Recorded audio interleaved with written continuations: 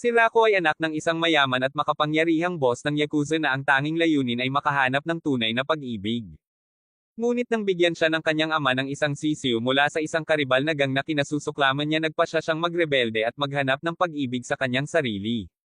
Ngayon 4 na badis ang itinapon ang kanilang mga sarili sa kanya upang maging susunod na Mrs. Yakuza. Ilang araw lang bago naging ganap na kaguluhan ang kanyang buhay, nakuha ni Rako ang VIP Yakuza escort treatment sa paaralan na nakakahiya. Naglalakad papunta sa campus, inilabas niya ang kanyang mahalagang locket at sinimulan itong paikutin sa kanyang daliri na parang isang uri ng fidget toy. Out of nowhere, literal na bumagsak ang isang blonde na buhawi mula sa langit at ginamit ang kanyang mukha bilang kanyang personal na landing strip na nagpapalipad sa kanyang necklace locket. Hindi man lang siya umimik at tumakbo pagkatapos ng hindi tapat na paghingi ng tawad. Pagkalipas ng ilang minuto, kinaladkad ni Rako ang kanyang sarili sa klase at agad na nakita ng kanyang mga kaibigan na sina Kasaki at Shu ang pinsala sa kanyang mukha. Kapag tinanong nila kung ano ang nangyari, sinabi niya sa kanila na siya ay kinatawa ng ilang mabangis na babaeng caveman. Noon lang nilagyan ni Kasaki ng band-aid ang kanyang ilong na napangiti siya dahil tinulungan siya ng babaeng gusto niya. Ngunit pagkatapos ay pumasok ang guro kasama ang isang bagong transfer student na nagpapakilala sa kanyang sarili bilang Chitujen. Nakilala siya ng pangalawang Rako, tinawag niya siyang barbarian sa harap ng lahat na ginawa siyang magalit at binigyan siya ng paggamot sa asawang 80s. Nang maglaon sa panahon ng klase, napagtanto ni Rako na nawawala ang kanyang locket at pagkatapos ng klase kinuwento niya si Chitosh at sinabi sa kanya na kailangan niyang tulungan siyang mahanap ito dahil siya ang dahilan kung bakit wala ito. Sa susunod na araw, kapag siya ay nagpakita upang tulungan siyang maghanap, agad siyang nagsimulang magreklamo tungkol sa kung gaano siya hindi makatiis sa kanya. Ipinaalala ni Rako sa kanya na kasalanan niya ang buong gulo at sinabi niya na wala sila sa sitwasyong ito kung hindi siya nahuhumaling sa ilang random na piraso ng alahas. Nang sumama si Kasaki sa kanila, si Chitosh ay nagpapatuloy sa mga pang-iinsulto at sa wakas ay natigilan si Rako dahil hindi niya iginagalang ang taong pinanggako niya noon ng pag-ibig. Galit niyang sinabi sa kanya na hindi na niya kailangan ng tulong niya. Right on cue, umuulan at lumayo si Chitosh. Kinabukasan, habang naghahanap ng solo si Rako, lumitaw si Kasaki at sinabi sa kanya na hinahanap siya ni Chitosh. Sa sandaling iyon, ibinato niya ang locket sa kanyang ulo at bumagyo ng walang sinasabi. Ipinaliwanag ni Kasaki na patuloy na naghahanap si Chitosh hanggang sa matagpuan niya ito at may nakadikit pang ang note sa chain. Sa kasamaang palad, ang tala ay nasa Ingles kaya hindi ito mabasa ni Rako dahil siya ay tulalo, ngunit kumbinsido siya na ayaw na niyang makita siya muli. Habang naglalakad siya palayo, naglabas si Kasaki ng isang susi at nagtataka sa sarili kung dapat ba niyang tanungin si Rako kung siya ang batang lalaki na pinanggako niya 10 taon na ang nakakaraan. Pagkaraan ng araw na iyon, umuwi si Rako at sinabi sa kanya ng kanyang ama na kailangan niyang makipag-date sa anak ng isang karibal na gang upang mapanatili ang kapayapaan sa pagitan ng kanilang mga organisasyon.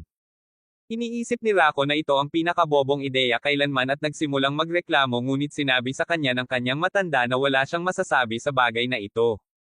Pagkatapos ay hinawi niya ang isang kurtina at doon napagtanto ni Rako na ang kanyang bagong peking kasintahan ay ang kanyang mortal na kaaway na si Chitosh. Si Chitosh ay ganoon din ang pagkagulat nang makita siya at ngayon ay naunawaan na ni Rako kung bakit siya kumikilos tulad ng isang uri ng tog sa kalye. Agad silang nagsimulang magtalo na sinabi ni Chitosh na mas gugustuhin niyang makasama sa isang horror movie kaysa makipag-date kay Rako, habang sinasabi niyang mas gugustuhin niyang kainin ng mga zombie kaysa magkunwaring malapit sa kanya na hindi siya nagkakasakit. Habang nagkakaroon sila ng nakakalaso na showdown na ito, literal na sumasabog ang pader sa likod nila at naglalakad ang mga wannabe gangster na ito na sinundan ng Yakuza squad na pumasok sa kanilang dramatikong pasukan. Bago sumiklab ang ikalawang digmaang pandaigdig, pinagsasama-sama ng mga ama ang mga bata at ibinalita na sila ay baliw na umiibig. Ang mga miyembro ng gang ay may pag-aalinlangan, ngunit iginiit ng mga boss na ang dalawang ito ay ganap na sinaktan. Handa ang lahat na maniwala sa kapayapaan sa mundo hanggang sa magsimulang mag-ihaw muli sina Rako at Chitosh sa isa't isa. Pinag-uusapan kung paano sila hindi kailanman magde-date sa isa't isa sa loob ng 1,000,000 taon. Pinainit nito ang magkabilang gang at handang bumagsak. Napagtatanto na magsisimula na sila ng isang aktwal na digmaan, sa wakas ay nag-activate ang kanilang dalawang selula ng utak at inilagay nila ang pinakapangit na pagganap sa kasaysayan ng tao. They're calling each other honey and sweetheart with all the enthusiasm of drama club folks in a forced school play. Kahit papaano nakakakumbinsi ang kakilakilabot na pag-arte na ito sa lahat na sila ay lubos na umiibig kahit na ang kanilang chemistry ay mas peke kaysa sa reality TV. Mamaya nakaupo na sila sa labas at talagang pinasalamatan siya ni Rako sa paghahanap ng kanyang locket. Nagtanong siya kung bakit siya nahuhumaling dito kaya ipinaliwanag niya na ito ay mula sa ilang batang babae na nakilala niya taon na ang nakakaraan na ibinigay sa kanya bilang isang pangako na magkikita silang muli. Hindi niya matindaan ang mukha o pangalan nito ngunit kumbinsido siyang muli silang magsasama balang araw. Tinatawag talaga itong romantiko ni Chitosh kaya hindi siya komportable kaya mabilis niyang binago ang paksa. Weekend hits at si Chitosh ay nagpakita sa kanyang bahay dahil si Claude ay naghihinala sa kanilang peking relasyon. Ang kanilang date ay isang kumpletong kapahamakan sa pag-iisip ni Rako na nagpapanggap na siya si Kasaki habang si Chitosh ay nagrereklamo tungkol sa lahat kumakain na parang hindi pa siya nakakita ng pagkain na tutulog sa buong pelikula at nag-uutos sa kanya bilang kanyang personal assistant. Habang naghihintay na bumili siya ng juice may mga creepy dudes na lumapit sa kanya para kunin siyang tumambay sa kanila. Malapit na siyang maging full savage mode nang magpakita si Rako hinawakan ang kamay niya at nagbolt sila. Napunta sila sa isang parke kung saan pumunta si Chitosh sa banyo at si Rako ay nakaupo doon na nagnanais na kasama niya si Kasaki. Out of nowhere si Kasaki ay talagang lumilitaw at halos atakehin siya sa puso. Sinabi niya na nakita niya siya at gusto niyang kamustahin. Samantala narinig ni Chitosh ang ilang miyembro ng gang na nagsasabing hindi sila kapanipaniwala bilang mag-asawa kaya naman nagpanik siya. She rushes back acting all lovely-dovey pero natigilan siya nang makita niya si Kasaki doon. Tinanong ni Kasaki kung nagde-date sila matapos marinig na tinawag ni Chitosh si Rako sinta. Pareho nilang tinatanggihan ito sa simula. Ngunit pagkatapos ay naalala ni Rako na sila ay pinapanood at nagkakasalungatan. Hinawakan ni Chitosh ang kanyang kamay at kinumpirma na nagde-date sila habang tahimik na sinasabi sa kanya na makipaglaro. Gumagawa siya ng dahilan para umalis at umatras din ang mga miyembro ng gang. Ngayong nag-iisa kasama si Kasaki sinubukan ni Rako na ipaliwanag ang sitwasyon ngunit nabili na niya ng buo ang kanilang kasinungalingan. Habang papaalis siya inilabas ni Rako ang kanyang locket at nagtanong kung nakita na niya ito dati dahil napansin niya ang gulat na reaksyon nito nang matagpuan ito ni Chitosh. Sinabi ni Kasaki na hindi pa niya ito nakita at sinabihan siyang habulin si Chitosh bago mawala. Kinabukasan sa paaralan sina Rako at Chitosh ay pumasok sa klase at sila ang mga pangunahing tauhan na tinatitigan ng lahat. Binabati sila ng kanilang mga kaklase sa kanilang relasyon dahil nakita sila ng mga tao sa kanilang date kahapon. Halos nagkakaroon ng mental breakdown si Sho nanginginig ang mga balikat ni Rako at umiiyak kung paano niya tinalikuran ang nag-iisang virgin squad. Pumasok ang guro at binati rin sila kaya nagpasya si Rako na oras na para ibuhos ang katotohanan. Ngunit nang magsasalita pa lamang siya naramdaman niyang may nakamamatay na titig na nagninanga sa kanyang kaluluwa. Lumingon siya at nandoon si Claude na nakaupo sa puno sa labas ng bintana nila na may binocular na parang isang profesional na stalker. Nakikita rin siya ni Chitosh kaya kailangan nilang maglagay ng isa pang cringe show para sa kanilang mga kaklase na lubos na kumakain nito. Pagkatapos ng klase nakasalubong ni Rako si Kasaki sa hallway at habang nag-uusap sila may bumangga sa kanya. Ibinaba niya ang susi na ito na palagi niyang dinadala at nang makita ito ni Rako ang kanyang utak ay nagsimulang gumawa ng mga mapanganib na koneksyon. Sa sandaling matamaan siya na maaaring ito ay para sa kanyang locket ang ganap na henyo ay sumisigaw sa sorpresa tulad ng isang banshee at nagsimulang pagpapawisan ng mga bala. Mabilis na kinuha ni Kasaki ang susi sinabing ito ay para sa ilang lumang aparador ng mga aklat sa bahay at tumakas ng mas mabilis kaysa sa isang taong tumakas sa pinangyarihan ng krimen. Sa paglipas ng linggo sina Rako at Chitosh ay nagpapatuloy sa kanilang peking pagganap sa pakikipag-date kahit na handa silang tapusin ang isa't isa 24 hanggang 7. Isang araw pagkatapos ng klase narinig ni Rako ang ilang mga batang babae na nag-uusap tungkol kay Chitosh at lumalabas na iniisip nila na siya ay isang ice queen dahil pinapusare niya ang sinumang sumusubok na maging palakaibigan.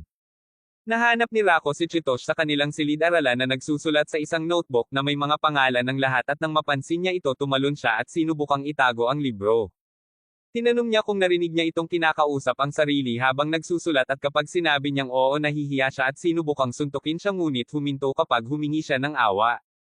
Siya ay tumalikod at sinabi sa kanya na maaari siyang tumawa sa lahat ng gusto niya dahil alam niyang mukhang kaawa-awa siyang nagsusulat ng impormasyon ng mga tao para lang malaman niya kung paano siya lalapit sa kanila.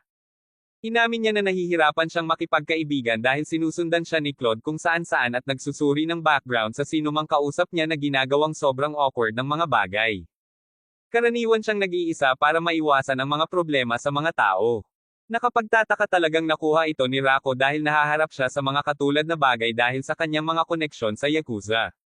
Nag-aalok siya na bigyan siya ng ilang tip sa pakikipagkaibigan at kahit na hindi niya ito sinabi ng maganda pumayag si Chitosh na tulungan siya.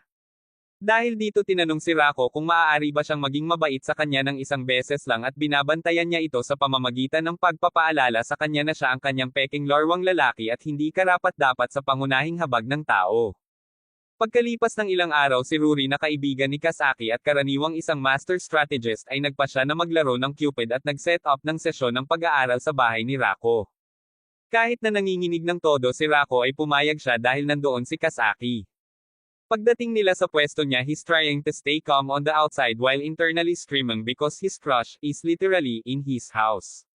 Sila ay tumira para gumawa ng takdang aralin at ang Rako ay nasa maximum virgin alert.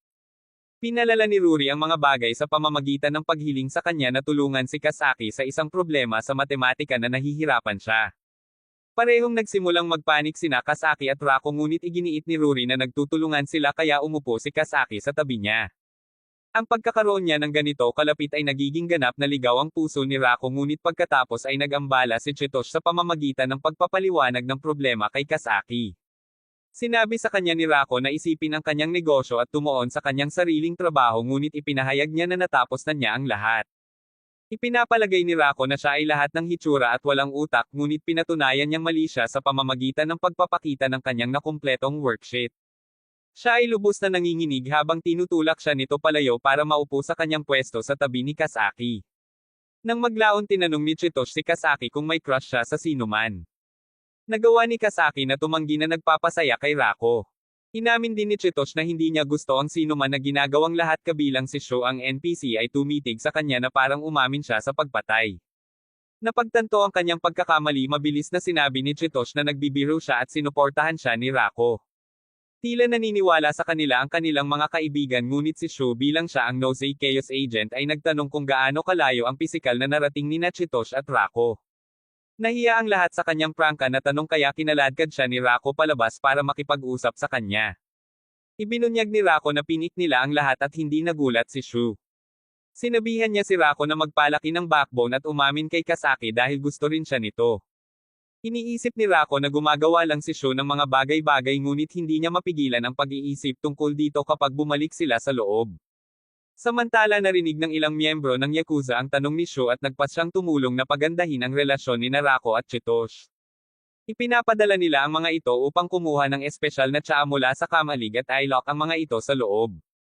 Alam agad ni Rako na nasa likod nito ang kanyang mga tauhan at nagpa siya na hintayin na lang ito. Biglang kumapit si Chitosh sa kanyang likod at nabigla siya hanggang sa napagtanto niyang talagang natatakot siya. Siya ay nakakapit sa kanya na may luha sa kanyang mga mata at hindi maiwasan ni Rako na mapansin na talagang maganda siya kapag hindi niya sinusubukang alisin siya. Agad niyang pinapagalitan ang sarili sa pag-iisip tungkol sa kanya ng ganoon dahil ang kanyang mga iniisip ay naaanod sa mapanganib na teritoryo. Nakita ni Chitosh ang isang hagdan at iminumungkahi na umakyat sila sa bintana. Sinabi ni Rako na natatakot siyang umakyat ngayon at nag-aalok na pumuntang mag-isa para sa tulong ngunit sinabi niya sa kanya na kumuha ng backup. Ang pag-iiwan sa kanya ng mag-isa ay magiging magulo kaya sila ay natigil. Para maabala ang sarili nagsimulang magtanong si Chitosh ng mga random na tanong at kahit papaano ay nauwi sila sa pagtatalo tungkol sa kung sino ang may mas maraming karanasan sa pakikipag-date kahit na wala pa sa kanila ang nahalikan. Si Chitosh ay huminahon at nagpas siyang subukan pa rin ang hagdan ngunit siya ay natapilok at nahulog sa ibabaw niya. Nakatitig sila sa mga mata ng isa't isa na malapit nang magkaroon ng isang sandali nang si Claude ay sumabog sa pintuan na parang FBI. Nang makita sila sa kakaibang posisyon na iyon inilabas ni Claude ang kanyang baril at sinimulang banta si Rako habang pilit nilang sinusubukang ipaliwanag ang nangyari. Pagkatapos nagpakita si Ruri at Kasaki at nang makita sila ni Kasaki na ganoon napahiya siya kaya kinaladkad niya si Ruri palayo iniwan si Rako na ganap na nawasak. Kinabukasan narinig ni Rako si Ruri at Kasaki na nag-uusap tungkol sa susi na laging nasa kanya ni Kasaki. Napailing siya nang malaman na ibinigay ito sa kanya ng isang batang lalaki na nakilala niya 10 taon na ang nakakaraan. Nang maglaon hiniling ni Ruri sina Chitosh at Rako na tulungan ang koponan sa paglangoy dahil kulang sila sa mga miyembro. Bumaba si Chitosh para tumulong ngunit nalilito si Rako kung bakit kailangan niyang sumama sa pagsasanay sa paglangoy ng mga babae. Pagkatapos ay lumakad si Kasaki sa pool area at literal na nakalimutan ni Rako kung paano magsalita ngunit muli siyang nag-ambala ng kanyang susi. Ipinagpalagay ni Chitosh na siya ay nakikialam lamang kay Kasaki at hinaampas siya ng paulit-ulit sa ulo. Tinanong ni Rako kung bakit sinusubukan niyang gawing tanga siya at sinabi niyang hindi niya siya kailangang saktan kung hindi siya kumilos na parang isang ganap na kilabot. Habang nagtatalo sila random na nagtanong si Ruri kung nagpunta sila sa Kamalig kahapon hanggang 7 minuto sa langit. Lahat ay nabigla ngunit ipinaliwanag ni Rako na ikinulong sila ng kanyang mga lalaki doon bilang isang biro. Biglang lumitaw si Cho nang wala sa oras na nagsasabing nandoon siya para suportahan ang koponan sa paglangoy ngunit sinipa siya ni Ruri diretso sa pool at sinubukang lunurin siya habang sinasabi kay Rako na turuan si Kasaki kung paano lumangoy. Humingi ng paumanhin si Kasaki para sa problema ngunit sinabi ni Chitosh na huwag mag-alala tungkol dito. Habang nagsasalita siya gumapang si Cho pabalik at sinubukang mag-alok na lagyan ng sunscreen si Chitosh na labis na ikinagulat niya kaya sinipa siya ni Kasaki sa isang pader. Ipinakita ni Chitosh ang kanyang paglangoy para sa Kasaki ngunit lumalangoy siya na parang nagsasanay para sa Olympics kaya imposibleng matuto si Kasaki mula sa kanya. Si Rako ang pumalit at nagsimulang ipakita kay Kasaki ang mga pangunahing kaalaman ngunit ang pagiging malapit sa kanya ay halos nagpapadala sa kanya sa isang birhen na galit. Sinubukan siyang tulungan ni Kasaki ngunit muntik nang malunod kaya binuhat niya ito palabas at tinanong kung kailangan niya ng pahinga. Sinabi ni Kasaki na ayos lang siya ngunit nag-aalok na kumuha ng mga inumin upang pasalamatan siya. Nang umalis siya napansin niya ang kanyang susi sa tabi ng kanyang bag at nagpas siyang subukan kung kasya ito sa kanyang locket. Sinubukan niya ito ngunit hindi ito gumana at bago niya ito maibalik bumalik ang mga batang babae. Nakita siya ni Kasaki na may susi at tinanong kung bakit nasa kanya ang susi ng locker room ng babae.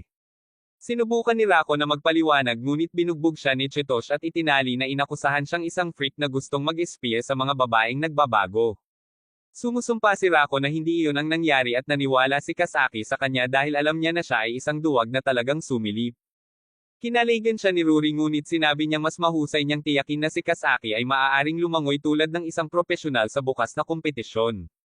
Sa susunod na araw sa pool nagtanong si Chitosh tungkol sa pag-unlad ni Kasaki at inamin ni Rako na maaari lamang siyang lumangoy gamit ang isang kickboard. Tinawag siya ni Chitosh na walang silbi ngunit itinuro ni Rako na hindi ka matututong lumangoy sa isang araw. Nang dumating sina Kasaki at Ruri pinasalamatan ni Kasaki si Rako para sa lahat ng kanyang tulong at sinabi niya sa kanya na gawin lamang ang kanyang makakaya.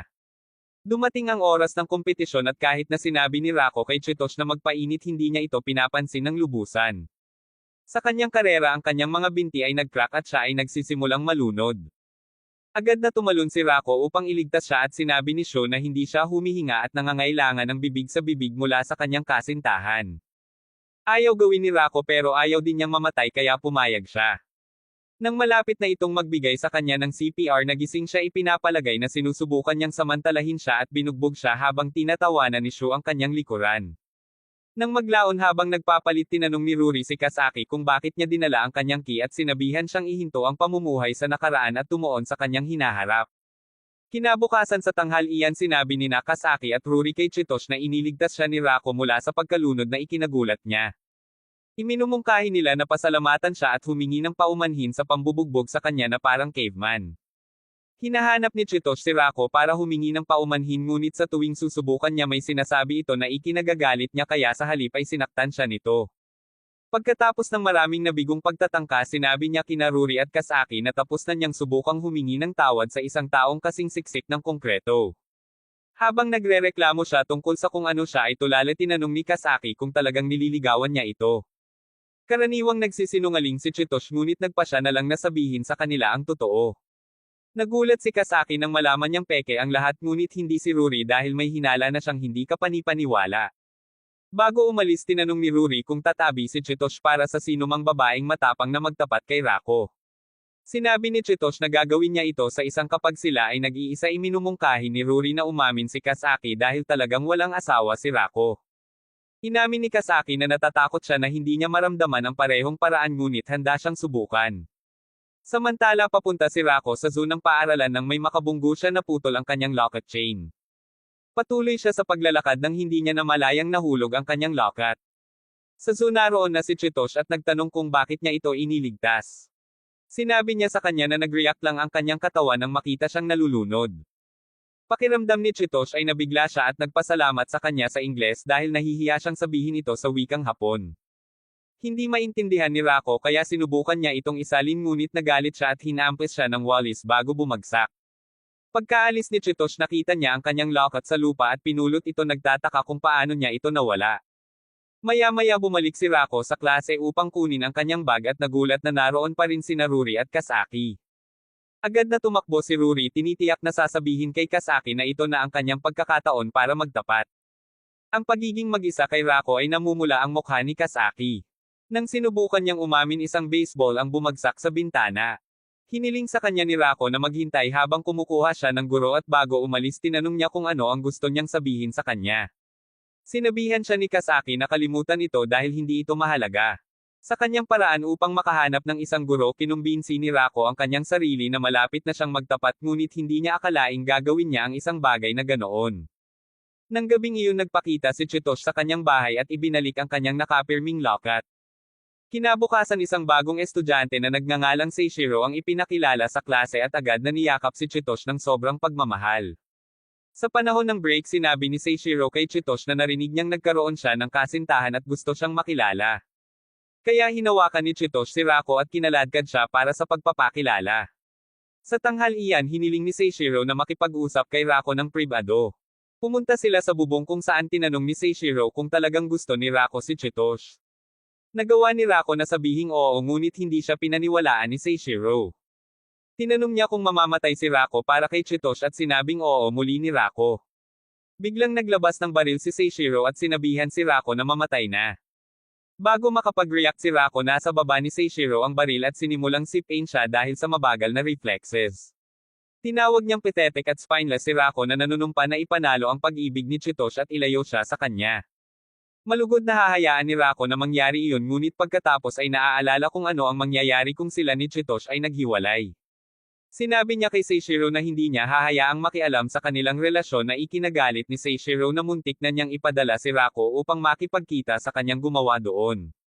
Sumabog si Chitosh sa pinto at humihiling sa kanya na huminto ngunit sinabi ni Seishiro na hindi niya kayang panoorin si Rako na ginagawa siyang tanga kaya hinamon niya si Rako sa isang duel. Nang dumating ang oras ng tunggalian nagulat si Rako nang makitang napakaraming estudyante ang nagkukumpulan dahil ipinakalat ni Sho ang balita at tumataya sa resulta. Naghagi si Seishiro ng barya para simulan ang duel at handang manalo si Rako hanggang sa makita niya kung anong armas ang dala ni Seishiro. Dahil alam niyang hindi siya bulletproof tulad ni Superman tumakbo kaagad si Rako para sa kanyang buhay. Hinabol siya ni Seishiro sa pagbaril ngunit iniiwasan ni Rako ang lahat habang sinusubukang mawala siya. Sa panahon ng paghabol sinabi ni Seishiro na si Rako ay hindi sapat na tao dahil hindi siya kukuha ng bala para sa pag-ibig. Sinabi ni Rako na si Seishiro ay hindi sapat na tao dahil hindi niya nakikita na si Chitosh ay hindi nangangailangan ng ilang knight in shining armor para iligtas siya. Nagpadala ito kay Seishiro sa isang bulag na galit at pinatindi niya ang paghabol. Upang makatakas tumalon si Rako sa isang bintana papunta sa pool sa ibaba at sumunod si Seishiro nang hindi nag-iisip ng 2 beses. Hinailan ni Rako palabas ang isang walang malay na si Seishiro at nagpas siyang alisin ito sa basang damit para hindi siya sipon. Dinala niya siya sa locker room at sinimulang haborin siya ngunit nagising si Seishiro at itinulak siya palayo. Nalilito sa reaksyon sinubukan ni Rako na magpaliwanag ngunit tumigil sa pagsasalita nang makita niya ang bumubusi ng dibdib ni Seishiro. Nang marinig ang mga boses na papalapit hinailan ni Rako si Seishiro sa isang bakanteng locker para maiwasan ang anumang hindi pagkakaunawaan. Nang suriin ni Chitosh at ng iba ang silid nakita nilang walang laman ito. Nang dumating ang 2 batang babae sinabi nila kay Chitosh na ang locker room ng babae ay walang laman din. Tinanong nila kung bakit gusto ni Chitosh na tingnan sila doon at ibinunyag niya na si Seishiro ay talagang isang babae na ikinagulat ng lahat. Sa loob ng locker tinanong ni Rako kung bakit siya nagsusuot na parang lalaki. Ipinaliwanag ni Seishiro na pinalaki siya ni Claude bilang isang lalaki at hindi pa rin alam na siya ay isang babae. Hindi siya nag-abala sa pagwawasto sa kanya dahil tinalikuran niya ang pagiging pambabae para protektahan si Chitosh. Sabi ni Rako nakakahiya dahil sa tingin niya ay cute siya bilang isang babae na ginagawang conscious si Seishiro sa sarili. Biglang bumukas ang pinto ng locker at binugbog ni Chitosh si Rako nang makita niya ang estado ng paghubad ni Seishiro. Matapos ipaliwanag ni Rako ang nangyari tinanong ni Chitosh kung sino ang nanalo sa tunggalian. Idineklara ni Seishiro na hindi ito wasto dahil hindi pa napatunayan ni Rako na sapat siyang tao para protektahan si Chitosh. Ngunit nang iwan sila ni Rako, inamin ni Seishiro na talagang natalo siya sa tunggalian. Kinabukasan pinasuot ni Chitosh si Seishiro ng pambabae na uniforme dahil palagi niyang tinatanong kung bakit sa tingin ng mga tao ay lalaki siya. Hindi komportable si Seishiro at nagreklamo na ang pananamit na pambabae ay nangangahulugan na hindi niya matutupad ang kanyang pangako. Dahil ang memorya ni Chitosh ay karaniwang wala, hindi niya maalala kung anong pangako. Ipinaalala ni Seishiro sa kanya na ginawa ito sa unang araw na magkasama silang naligo, ngunit hindi pa rin maalala ni Chitosh at sinabing hindi ito mahalaga. Nilagyan niya ng ribbon ang buhok ni Seishiro para kumpletuhin ang hitsura at nang pumasok si Rako na nagsasabing maganda siya, nabigla si Seishiro at hindi niya alam kung paano haharapin ang papuri. Kinabukasan nakipagkita si Seishiro kay Claude para sa kanyang pang-araw-araw na pagsasanay sa pakikipaglaban at diretso niyang inutusan itong alisin si Rako sa sandaling malaman niyang peke ang relasyon nila ni Chitosh. Kaya naman sa buong linggo si Seishiro ang naging ultimate third wheel na nakadikit kay Chitosh at Rako na parang isang uri ng sobrang nakakabit na bodyguard. Isang hapon sinabi ni Rako kay Chitosh na gusto ng guro na puntahan nila ang tindahan ng alagang hayop para sa pagkain ng hayop. Ang unang naisip ni Chitosh ay paalisin siya ng mag-isa, ngunit sinabi niyang hindi niya kayang dalhin ang lahat ng mag-isa. Si Seishiro na nagkukubli sa mga palumpong na parang ninja ay nagboluntaryong tumulong. Bago sila umalis, pinilit ni Chitosh si Seishiro na magsuot ng damit kaya hindi siya komportable dahil lahat ay nakatitig sa kanya na parang siya ay isang uri ng bihirang Pokemon. Sa tindahan ng alagang hayop, pinapanood ni Rako si Seishiro na naglalaro ng isang tuta at hindi niya napigilan, ngunit napansin na kakaiba ang hitsura niya sa kanyang karaniwang nakakatakot na sarili. Nang mahuli siya ni Seishiro na nakatitig, tinawag niya itong freaky weirdo dahil sa tingin niya ay hinuhubaran siya nito. Tumayo siya para umalis, ngunit natapilok at halos malaglag ang mga halaman sa sahig bago siya mahuli ni Rako. Naglalakad pabalik sa paaralan, napansin ni Rako ang pagkakapiya-piya ni Seishiro. Kapag tinanggal niya ang kanyang sapatos, nakita niya ang kanyang mga paa na natatakpan ng mga paltos. Tinanong niya kung bakit hindi siya nagsasalita kapag siya ay nasa sakit at sinabi sa kanya ni Seishiro na ang pagrereklamo tungkol sa mga walang kwentang bagay ay nangangahulugang hindi siya karapat-dapat na protektahan si Chitosh.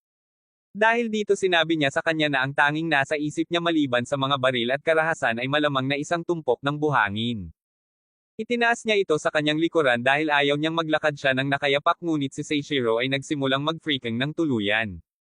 Nakiusap siya sa kanya na ibaba siya, ngunit ipinangako niyang wala siyang masamang intensyon. Habang nagsisimula siyang maglakad, nagpapahinga si Seishiro at tinanong ni Rako kung gaano na sila katagal magkakilala ni Chitosh. Sinabi ni Seishiro na nagkita sila mga 10 taon na ang nakakaraan at nagsimulang sabihin sa kanya ang tungkol sa unang crush ni Chitosh. Napansin ni Rako na kakaiba ito mula nang sabihin sa kanya ni Chitosh na hindi siya nagkaroon ng crush noon. Pagkatapos ay tinanong niya si Seishiro tungkol sa kanyang unang crush at inamin niyang hindi siya kailanman nahulog sa sinuman dahil ginugugol niya ang lahat ng kanyang oras sa pag-aalaga kay Chitosh. Dahil dito hinuhulaan niya na sa kalaunan ay mararanasan niya ang pag-ibig at kapag nangyari ito, siya na ang magiging pinakamasayang tao sa buhay. Ang kanyang mga salita ay nagpaparamdam sa kanya na espesyal siya, kaya't sinubukan niyang paglaruan ito sa pamamagitan ng pagiging masama sa kanya muli. Noong gabing iyon sa kanyang karaniwang pagsasanay kasama si Claude, kapag nagtanong siya tungkol kay Rako, nawalan siya ng focus sa isang segundo. Nagawa niyang sabihin sa kanya na walang bago tungkol kay Rako kahit na ang kanyang mukha ay kasing pula ng kamatis. Kinabukasan sa paaralan, nang makita ni Seishiro si Rako, siya ay ganap na nabigla at nagsimulang kumilos na kakaiba.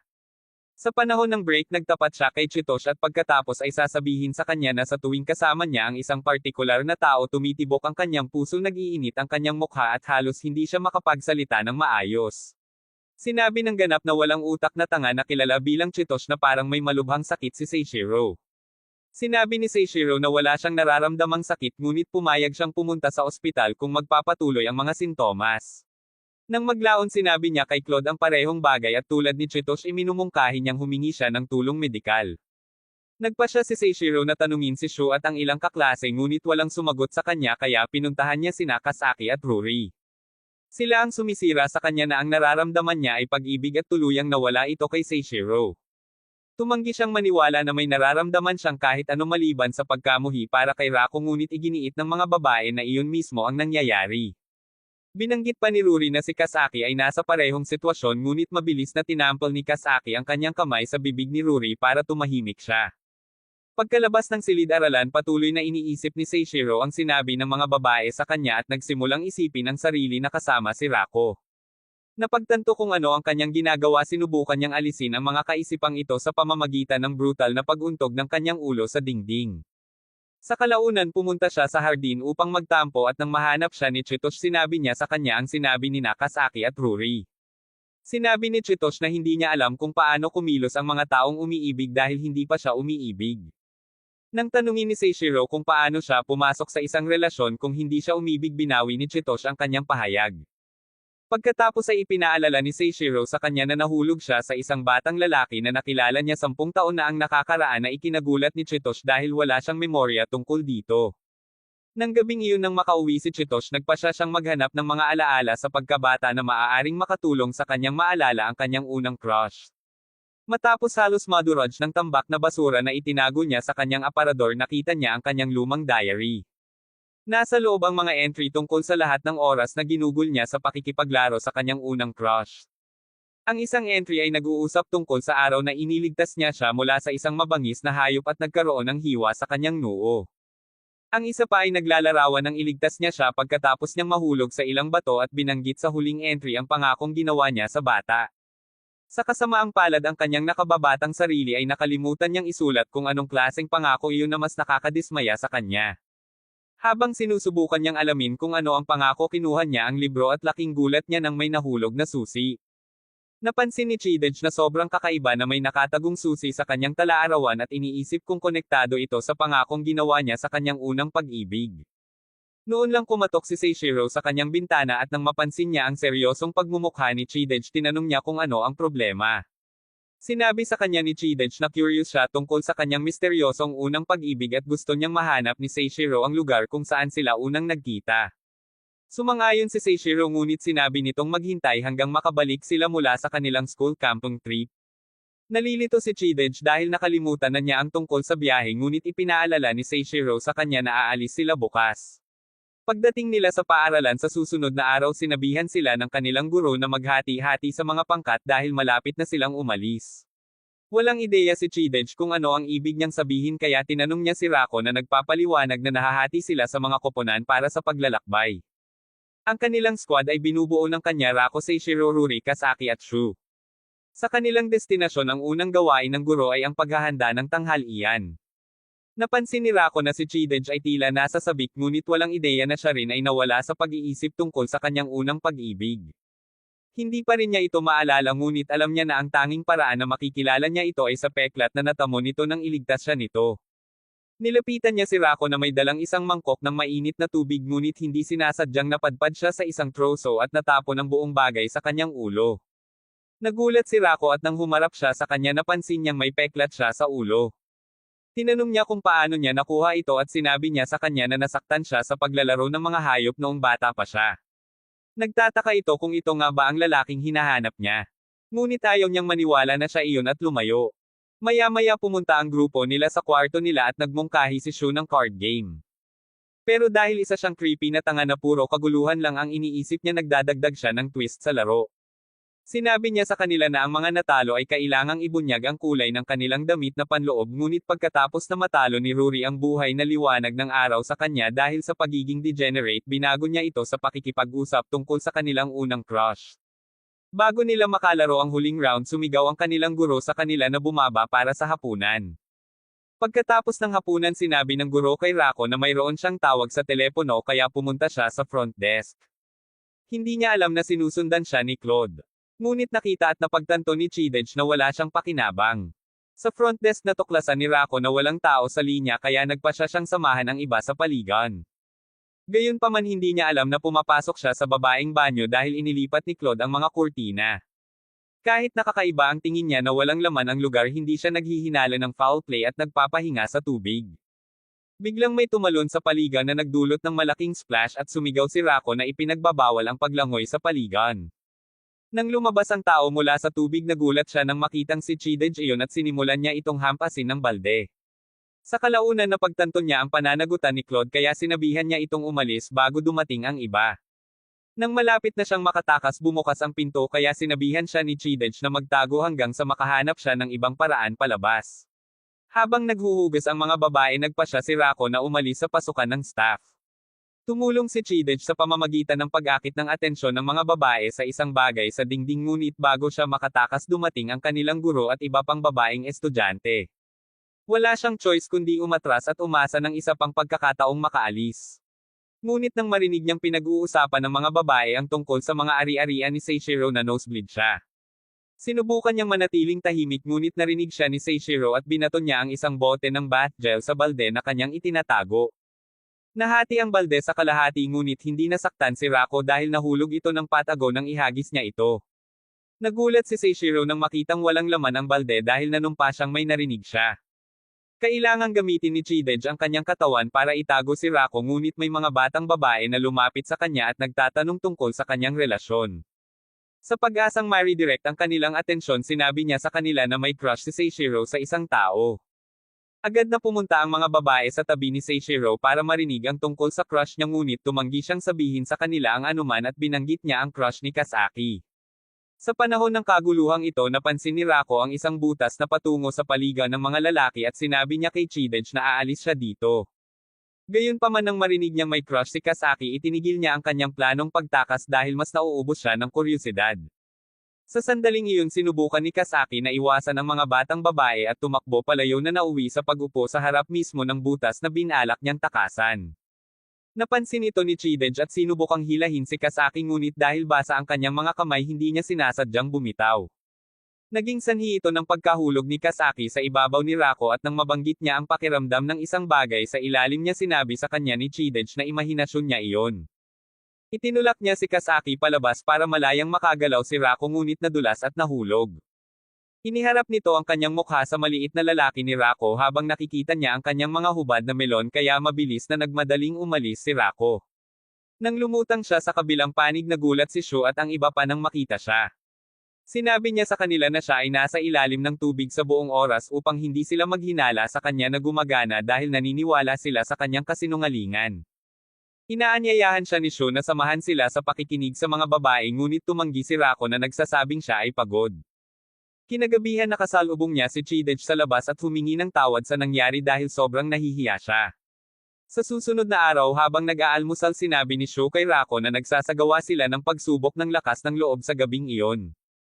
Ipinaliwanag niya na magkakaroon ng lottery pagpapares ng mga lalaki at babae at ang bahaging pinaka-hype niya ay ang pagkakahawak nila ng kamay.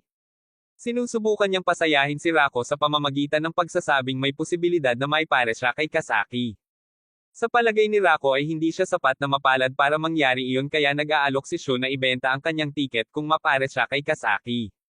Sa kabilang bahagi ng dining hall sinabi rin ni Ruri kay Kasaki na tiyaking makakapares siya ni Rako. Kahit alam ni Kasaki na imposible ito may pag-asa pa rin siya dito. Nang tumalikod na siya para umalis nakita niya si Rako sa tabi ng vending machine at pumunta siya para kumustahin. Sa una normal na tumutugon si Rako ngunit kapag naaalala niya ang insidente sa banyo kagabi siya ay lubos na naguguluhan. Mabilis siyang tumakbo palayo bago magsalita ng kalokohan na iniwan si Kasaki na lubos na nalilito sa kanyang kakaibang pag-uugali.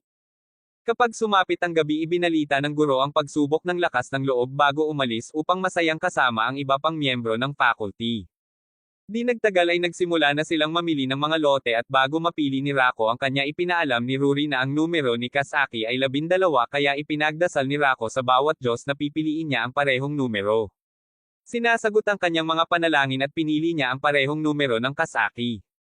Habang si Chidog ay nakakakuha ng ganap na kasawian ng pagiging ipares kay Sho kapag ang isang nasa sabik na Kasaki ay lumapit kay Rako siya ay nagpupumilit na tingnan siya sa mata nang hindi iniisip na siya ay nakasuot ng kanyang birthday suit. Kaya tinanong niya kung bakit siya iniiwasan. Sinabi ni Rako na hindi niya siya iniiwasan at sinabing kinakabahan siya dahil ito ang unang pagkakataon niyang magpalipas ng gabi sa parehong silid ng mga babae. Habang nag-uusap sila pinagmamasdan sila ni Chidog at nagtataka kung bakit hindi naging mabait si Rako sa kanya gaya ng pakikitungo niya kay Kasaki. Maya-maya nakarinig siya ng mga boses mula sa mga palumpong sa likuran niya. Kaya't siya ay nag-iimbestiga at natuklasan ang mga mag-aaral na dapat maglaro ng mga halimaw sa panahon ng pagsusulit. Sinabi nila sa kanya na ang babaeng naglalaro ng multo ay may masamang tiyan at nakikiusap sa kanya na kunin ang kanyang pwesto. Sinubukan ni Chidog na tumanggi dahil sa kanyang takot sa dilim ngunit patuloy silang nagmamakaawa hanggang sa siya ay lumusong at pumayag na gawin ito. Pagkatapos magsuot ng costume binigyan nila siya ng flashlight at dinala siya ng isa sa mga lalaki sa kanyang nakatalagang lugar. Nang iwan siya ng batang lalaki natarante si Chidog at sinubukang buksan ang kanyang flashlight ngunit hindi ito gumana kaya itinapon niya ito at nagpa siya na takasan ang kadiliman. Gayunpaman kapag ang isang butiki ay gumagapang sa kanyang mga paa siya ay sumisigaw sa takot at niyakap ang sarili habang nagdarasal na may magligtas sa kanya. Samantala sa kampo halos oras na para makipagsapalaran sina Rako at Kasaki sa kakahuyan kaya nahihiya silang magkahawak kamay. Rako's so nervous he's sweating buckets and can only hope na si Kasaki ay hindi maiinis sa kanya. Nang tumingin ito sa kanya napansin niyang namumula ang mukha nito at iniisip kung kinakabahan ba siya tulad niya. Biglang sumugod si Shu at nagtanong kung nakita niya si Chidog ngunit dahil hindi nakita ni Rako wala siyang tulong. Sinabi ng isa sa kanilang mga kaklase na nakita niya si Chidog na papunta sa kakahuyan na nakasuot ng multo na ikinagulat ni Rako dahil alam niyang natatakot siya sa dilim. Sa sandaling iyon ang pangalawang babaeng multo ay tumakbo palapit sa kanila na nagsasabing nakalimutan niyang bigyan si Chidog ng mga bagong baterya para sa kanyang flashlight. Nag-aalala ito kay Rako kaya sinabi niya kay Kasaki na babalik siya at tumakbo sa kakahuyan para hanapin si Chidog dahil alam niyang matatakot ito saan man siya naruroon. Nang matagpuan siya nito maluha-luha na siya ngunit laking pasasalamat niya nang makita siya. Habang pabalik sila sa kampo hinawakan niya ang kanyang jacket at pinagalitan siya nito dahil sa pagpayag niyang maglaro ng multo kapag alam niyang natatakot siya sa dilim. Sa oras na bumalik sila natapos na ang pagsubok ngunit natutuwa ang kanilang mga kaibigan na makitang okay sila. Humingi ng paumanhin si Rako kay Kasaki sa pag-iwan sa kanya ngunit sinabi niya sa kanya na hindi siya galit dahil nag-aalala rin siya kay Chidog. Ilang araw pagkatapos bumalik mula sa kanilang biyahe sinabi ni Seishiro kina Rako, Kasaki at Ruri na kaarawan ni Chidog at iniimbitahan sila sa sorpresang party na kanilang gagawin sa kanyang bahay mamaya. Lahat sila ay sumang-ayon na dumalo at nang binanggit ni Rako na kailangang bumili ng mga regalo iminungkahi ni Ruri na sumama siya kay Kasaki pagkatapos ng paaralan upang kunin ang mga ito. Parehong nabigla kaagad dahil mag-iisa silang magkasama at sinubukan ni Kasaki na kumbansihin si Ruri na sumama sa kanila ngunit tumanggi ang self-appointed na si Cupid. Pagkatapos ng klase nagkikita sina Rako at Kasaki sa isang kafe ngunit siya ay kinakabahan sa buong oras dahil sa pakiramdam na sila ay nasa isang aktwal na petsa. Nang maglaon pagkatapos bumili ng mga regalo iminungkahi ni Kasaki na lumihis sila bago pumunta sa party ni Chidog at sumang-ayon si Rako. Dinala niya siya sa paborito niyang lugar kung saan matatanaw ang lungsod at kapag sinabi niya sa kanya na siya ang unang taong dinala niya doon napakasaya niya. Habang nag-uusap sila nagpa siya si Rako na tanungin kung kailan ang kaarawan ni Kasaki ngunit dahil iniisip niya ang babaeng ipinangako niya sa nakalipas na mga taon iba't ibang salita ang lumalabas sa kanyang bibig. Nagulat siya nang malaman niyang tinanong niya kung siya ba ang babaeng nakilala niya 10 taon na ang nakakaraan at ang nakakagulat na bahagi ay inamin ni Kasaki na maaaring siya ang isa. Inilabas niya ang kanyang susi at ipinakita ito sa kanya sinabing nangako siya sa isang batang lalaki ilang taon na ang nakakaraan ngunit inamin niyang wala siyang naaalala tungkol sa kanya. Ang buong paghahayag ay isang sorpresa sa kanya ngunit bago sila makagawa ng anuman tinawag ni Seishiro si Rako na sumisigaw sa kanya upang makapunta kaagad sa bahay ni Chidog. Pagdating nila nandoon na sina Seishiro, Ruri at Shu na nag-imbite sa sarili. Nang makita sila ni Chidog natarante siya at agad na hinayla si Rako sa isang tabi na sinasabi sa kanya na natatakot siya dahil wala sa kanilang mga kaibigan ang nakakaalam na kaanib ng kanyang pamilya sa mafia. Sinabihan siya ni Rako na huwag mag-alala at pumunta siya upang makipag-usap sa kanilang mga kaibigan na sa kanyang pagtataka ay hindi siya tinatrato ng iba pagkatapos malaman ang katotohanan. Dinala sila ni Seishiro sa party room at masayang tinanggap ng mga gangster ang lahat. Nandoon din si Claude tinatrato ng mabuti si Rako kaya napagtanto ni Rako na may pinaplano siya. Plano pala ni Claude na ipahiya si Rako kapag oras na para magregalo. Inihayag ni Claude ang bagong kotse na binili niya para kay Chidog ngunit sinabi niya sa kanya na ayaw niya nito dahil wala siyang lisensya. Dahil dito nalulungkot siya ngunit sigurado siyang mas maganda ang regalo niya kaysa kay Rako at ito nga dahil ang regalo ni Rako ay isang gorilla doll na kahawig ni Chidog. Ang mga miyembro ng mafia ay agad na naglabas ng kanilang mga baril upang bantayin si Rako dahil sa tingin nila ay iniinsulto niya si Chidog sa kanyang regalo. Gayunpaman ginulat ni Chidog ang lahat sa pamamagitan ng pagtawa at pagsasabi na gusto niya ang regalo. Habang lumalalim ang gabi nakita ni Chidog si Rako na nakatayo sa balkonahe at ginamit ang pagkakataong tanungin kung gusto pa rin niya ang babaeng pinanggako niya 10 taon na ang nakakaraan. Sinabi sa kanya ni Rako na oo dahil kumbinsido siya na ang babae ay Kasaki kaya tinanong ni Chidog kung pamilyar siya sa pariralang Zoso sa pag-ibig. Nagulat si Rako na alam niya ang parirala dahil ginawa niya iyon noong araw na nangako siya sa dalaga. Pagkatapos ay itinaas niya ang kanyang susi na nagtatanong kung nakita na niya ito dati at sinabi niya sa kanya na hindi.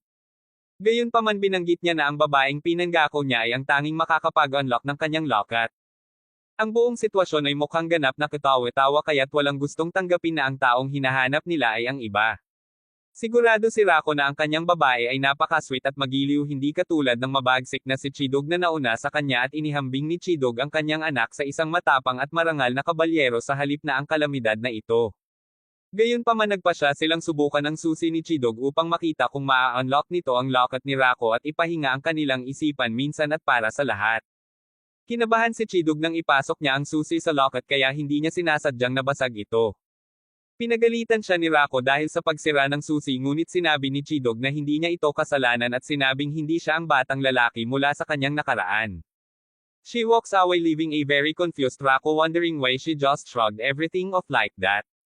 Sa kanyang paglabas nakilala ni Rako ang ama ni Chidog na nagpahayag na sina Chidog at Kasaki ay kanyang mga kaibigan 10 taon na ang nakalilipas na ikinagulat ni Rako. Kinabukasan sa paaralan tinawagan ni Shu ang kanyang tiyuhin na binigyan niya ng locket ni Rako at tinanong kung gaano katagal ang pag-aayos. Sinabi ng kanyang tiyuhin na magtatagal ito at nangakong tatawag ito kapag naayos na ang locket kaya gumaan ang pakiramdam ni Rako. Nang maglaon habang naglalakad si Rako sa gusali ng paaralan tumakbo siya papunta sa Chidog at pareho silang kumilos na parang walang nangyari sa pagitan nila. Sa sandaling makarating sila sa klase nakita nila si Claude na nakaupo sa puno na nanunood sa kanila na parang isang ahente ng pagbabantay. Kaagad natarante sila ngunit nakabawi muna si Rako at pinaalalahanan si Chidog na kailangan nilang magpakita ng magandang palabas. Sa susunod na sandali pumasok ang kanilang mga kaklase kaya't inilagay nila ang kanilang mapagmahal na mag-asawang kumilos kasama si Rako ang nangunguna. Gayunpaman ang tugon ni Chidog ay hindi masyadong kapanipaniwala at siya ay tila nalilito tungkol sa kung ano ang nangyayari. Nang maglaon sa araw na iyon tinanong ni Kasaki si Rako kung bakit kakaiba ang kinikilos ni Chidog ngunit hindi alam ni Rako at binanggit niya na tumanggi si Chidog na sabihin sa kanya ang anuman. Gayunpaman iniisip niya kung ang ugali ni Chidog ay nauugnay sa posibilidad na siya ang babaeng pinanggako niya 10 taon na ang nakararaan. Napansin ni Kasaki na hindi niya suot ang kanyang locket at nagtanong kung nasaan ito kaya sinabi niya sa kanya na ipinadala niya ito para sa pag-aayos. Sa klase sa hapong iyon sinabi ng guro sa mga mag-aaral na ang mga larawan sa paglalakbay sa camping ay nasa notice board. Ang bawat larawan ay may numero at kailangan lang nilang isulat ang mga numero ng mga larawang gusto nila. Kapag pumunta sila upang tingnan ang mga larawan napansin nilang nag-set up si Shu ng isang maliit na board na may mga larawang personal niyang kinuha mula sa kanyang koleksyon. Ipinakita niya kay Rako ang larawan ni Naruri at Kasaki na natutulog at agad itong binili ni Rako dahil sa tingin niya ay mukhang cute si Kasaki. Habang nagsisimula siyang maglakad pabalik sa klase nakita niya ang isa pang larawan ni Chidog. Sa malapit na inspeksyon natuklasan niya na nasa background si Kasaki ngunit kalahating bihis ito. Nagpasya siyang kunin ang larawan at ibalik ito sa guro bago pa ito makita ng iba. Bago siya makalayo nabangga niya si Kasaki at binitawan ang larawan kaya nagsimula siyang magpanik dahil ayaw niyang magkamali siya ng ideya. Gayunpaman nang kunin ni Kasaki ang larawan tinatakpan ng kanyang hinlalaki ang kanyang imahe upang hindi niya ito makita. Mabilis itong pinunasan ni Rako mula sa kanyang mga kamay at nagsimulang maglakad palayo hindi namamalayan na nagkamali si Kasaki dahil sa tingin niya ay kinuha niya ang larawan dahil si Chidog ang nasa loob nito. Nang maglaon ng gabing iyon kinuna ni Rako ang larawang ibinente ni Shu sa kanya sa kusina at habang nagluluto iniisip niya kung mayroon bang mga larawan mula sa araw na ginawa niya ang kanyang pangako 10 taon na ang nakararaan. Ang pag-iisip na ito ay nag-udyok sa kanya na hanapin ang kanyang ama at kapag tinanong niya kung mayroong anumang mga larawan mula sa araw na iyon itinuro siya ng kanyang ama sa kamalig dahil doon niya itinatago ang lahat.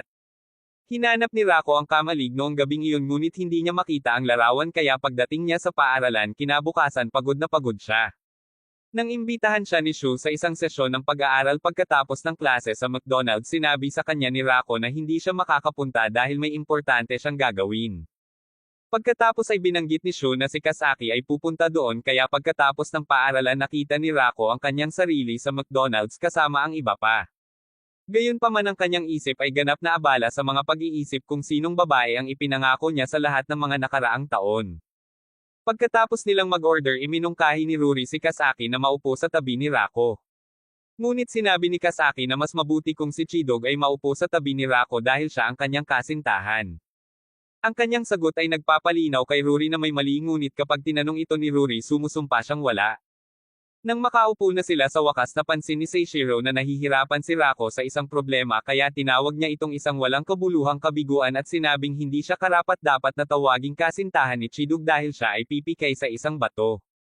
Lumapit siya sa kanya para maipaliwanag niya ang tanong at habang ginagawa niya hindi maiwasang titigan siya ni Rako. Nang mapansin ito ni Seishiro tinanong niya ito kung hindi niya maalis ang tingin sa kanya dahil nahulog siya sa kanya dahilan para mamula siya ng husto. Pagkalipas ng ilang sandali nahihiya siyang nagpasalamat sa pagtulong sa kanya at siya naman ang namula sa kahihiyan.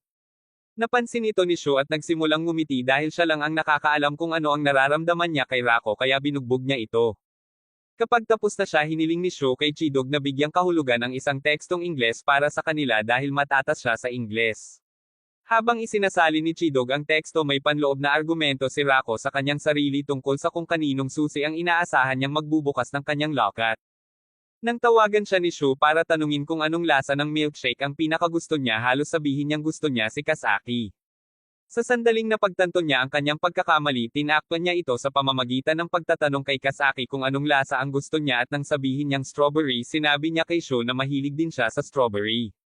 Nakuha ng kanyang slip-up ang atensyon ni Kasaki at nagsimula siyang mag-isip kung gusto nitong aminin na gusto niya siya ngunit mabilis niyang pinawalang bisa ang pag-iisip. Nang gabing iyon pagbalik niya sa bahay bumalik siya sa kamalig para hanapin ang larawan at nang makita niya ito laking gulat niya. Ito ay dahil ang batang babae sa larawan ay hindi si Chidog o Kasaki kaya nagmadali siyang pumunta sa bahay upang tanungin ang kanyang ama kung sino siya ngunit sinabi ng kanyang mga tauhan na lumabas ang kanyang ama. Sa paaralan sa susunod na araw ibinibigay ng guro ang kanilang mga larawan sa kanila at bago umalis si Rako sa klase naglagay si Shu ng dagdag sa kanyang bag. Pagkatapos ng klase umuulan ng malakas at nang makita ni Rako na walang payong si Chidog nag-alok siyang ibahagi ito sa kanya. Gayunpaman tinanggihan ng matigas na ulo na si Ho ang kanyang alok at nagsimulang maglakad palayo gamit ang kanyang bag upang takpan ang kanyang ulo ngunit sinundan siya ni Rako at iginiit na ibahagi niya ang kanyang payong. Habang pauwi nagtalo sila gaya ng dati at kapag may sinabi si Rako na ikinagagalit ni Chidog sinubukan niya itong suntukin. Sa parehong sandali mayroong isang kidlat na labis na natakot kay Chidog kaya iminumungkahi ni Rako na maghintay sila sa isang lugar hanggang sa tumigil ang ulan. Dahil natatakot pa rin siya sa kulog at kidlat iminungkahi ni Rako na ipakita nila sa isa't isa ang mga larawang natanggap nila sa paaralan.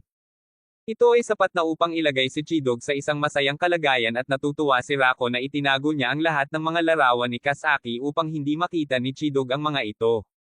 Sa kasamaang palad nakita niya ang larawang inilagay ni Shu sa kanyang bag at dahil ito ay larawan ng kanyang paglalaway siya ay naging ganap na asar. Mabilis na ipinaliwanag ni Rako na si Shu ang naglagay ng larawan sa kanyang bag at sa kanyang pagtataka naniwala siya sa kanya.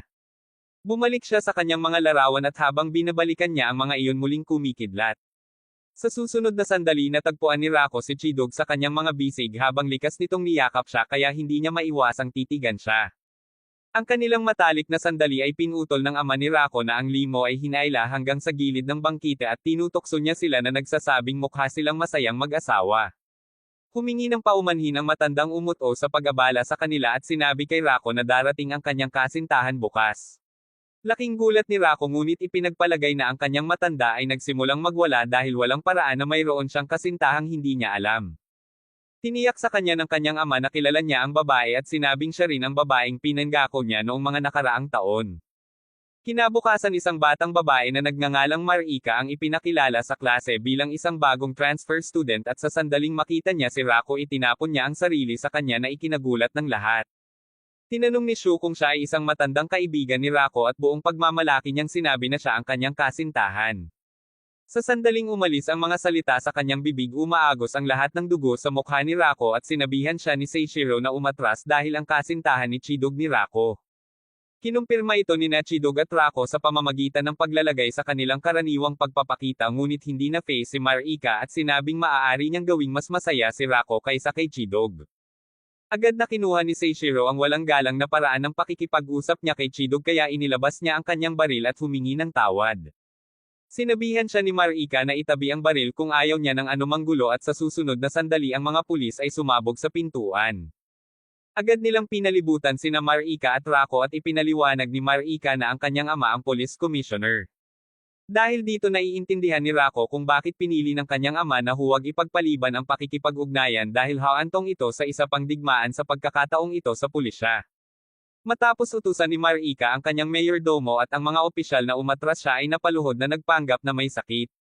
Nakiusap siya kay Rako na dalhin siya sa opisina ng nurse at kinaladkad siya palabas ng klase.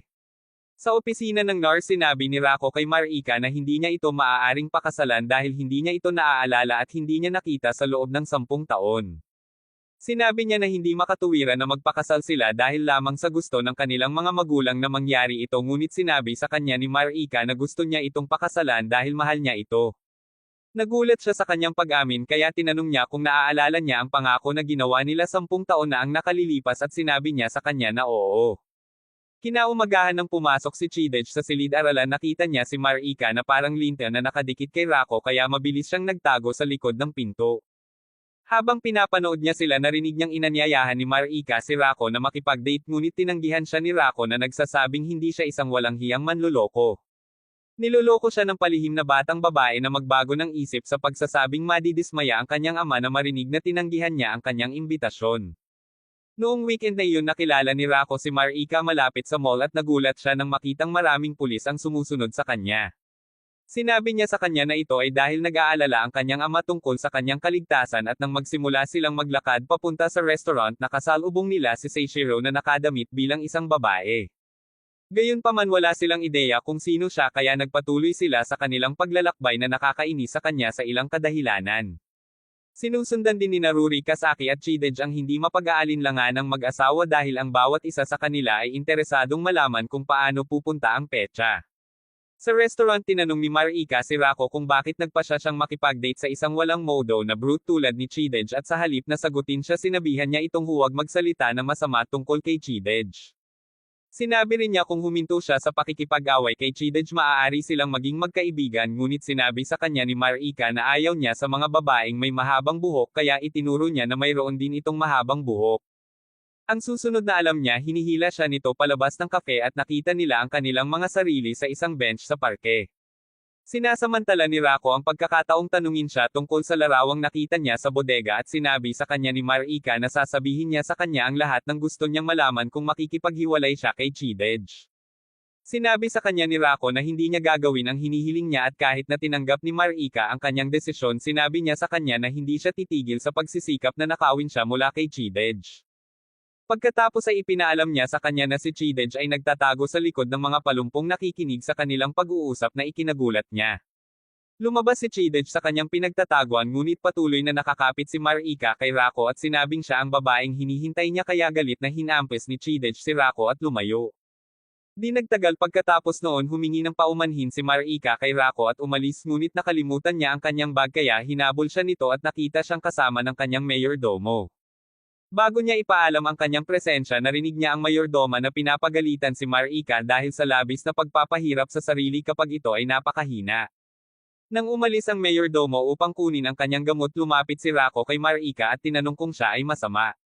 Sinubukan ni Marika na laruin ito bilang wala kaya sinabi niyang hindi siya magpupumilit at sinubukang umalis pagkatapos ibigay ang kanyang bag ngunit pinigilan siya nito. Tinanong niya kung ano ang gusto niya tungkol kay Chidej at sinabi niya sa kanya na gusto niya ang katotohanang mapagkakatiwalaan siya nito. Sinabi ni Marika na magagawa niya rin ito sa kanya ngunit sinabi sa kanya ni Rako na hindi at sinabing hindi niya naaalala na nakilala niya ang isang tulad niya noon. Ang pahayag na ito ay labis na ikinainis ni Marika na bago pa malaman ni Rako ang nangyayari sinimulan na niya itong sumigaw at magmura sa kanya na parang isang mandaragat. Ang higit na ikinagulat niya ay ang pagbabago ng accent nito at sapat na iyon para maalala niya kung sino siya. 10 taon na ang nakalilipas na admit si Marika sa ospital dahil sa kanyang mahinang kalusugan at nakipagkaibigan si Rako sa kanya nang malaman niyang hindi siya makakalabas para maglaro. Ginawa niyang tungkulin na bisitahin siya sa ospital araw-araw na may dalang maliliit na trinket na mahahanap niya. Ang kanyang kabaitan at pagkakaibigan ay nagpakilos kay Marika kaya nang tanungin ng kanyang ama kung nais niyang pakasalan si Rako kapag siya ay lumaki sinabi niya na oo. Isang araw tinanong niya si Rako kung anong uri ng mga babae ang gusto niya at sinabi niya sa kanya na gusto niya ang mga babae at mahaba ang buhok. Ang pahayag na ito ang nagtulak kay Marika na magtrabaho sa kanyang sarili upang balang araw ay maging siya ang uri ng babaeng nagustuhan ni Rako. Sa kasalukuyan humihingi ng paumanhin si Marika sa pagsisikap na pilitin ang sarili kay Rako at humihingi siya ng paumanhin sa ganap na paglimot sa kanya. Sinabi sa kanya ni Marika na ayos lang dahil makakagawa sila ng mga bagong alaala na magkasama at bago siya makapag-react hinalikan siya nito sa pisngi. Nang sumunod na linggo sa paaralan nagpatawag si Rako ng isang pulong sa bubong kasama sina Chido Uji at Kasaki at Marika at ipinahayag niya kina Chido Uji at Kasaki na silang tatlo ay magkasamang naglaro 10 taon na ang nakararaan. Parehong nagulat ang dalawang babae dito at kapag nagtanong sila sa isa't isa tungkol sa pangako inaamin nilang hindi nila ito maalala. Sinabi ni Marika sa kanila na ang pangako ay kasal dahil iyon ang naging pangako niya kay Rako na ikinagulat nila. Pagkatapos ay tinanong ni Rako si Marika kung bakit mayroong 3 susi dahil siya lang ang nakakaalala ng mga bagay mula 10 taon na ang nakakaraan at sinabi niya sa kanya na wala siyang ideya ngunit sinabi niya na siya ang pakasalan siya.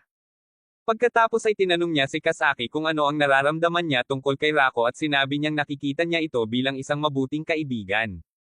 Kinalaunan sa araw na iyon nilapitan ni Marika si Rako at inanyayahan siya sa kanyang bahay upang makilala niya ang kanyang ama. Nang dumating siya sa kanyang bahay sa susunod na araw tiniyak ni Marika sa kanya na mabait na tao ang kanyang ama ngunit nang makaharap niya ang isang lalaki tumindi ang takot ni Rako dahil sa kanyang masamang hitsura. Pagkatapos nilang manirahan sa sala sinabi ni Marika sa kanyang ama na si Rako ay ganap na nakalimutan tungkol sa kanya at walang ideya na siya ang kanyang nobya na nagpapagalit sa kanya. Sinabi rin niya sa kanya na mayroon siyang kasintahan ngunit tiniyak sa kanyang ama na balak niyang nakawin si Rako mula sa kanya. Pagkatapos ay nagdahilan siya upang maghanda ng tsaa at dahil nag-iisa si Rako sa kanyang matanda nagpa siya siyang maglinis. Sinabi niya sa kanya na may mahal siyang iba at sinabing hindi niya maaaring pakasalan si Marika dahil doon ngunit sinabi sa kanya ng kanyang ama na kailangan pa rin niyang tuparin ang pangakong ginawa niya sa kanyang ama. Pagkatapos noon nagpa siya si Rako na umalis at nang makilala siya ni Marika sa pasilyo sinabi niya sa kanya na gagawin niya ang kanyang makakaya upang maging uri ng babaeng gusto niya. Sinabi sa kanya ni Rako na hindi niya kailangang baguhin ang kanyang sarili dahil maganda na siya sa paraang siya at namumula iyon. Kapag patuloy niya itong pinupuri nagpanik siya at tumakbo palayo sa kanya dahil hindi niya kaya ang matatamis nitong salita.